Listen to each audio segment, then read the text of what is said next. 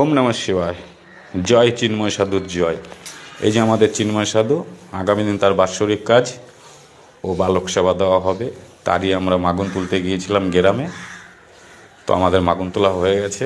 তো আগামী দিন আমাদের বালক সেবা হবে, খিচুড়ি ভোগ ও পায়েস ও ঘ্যাট।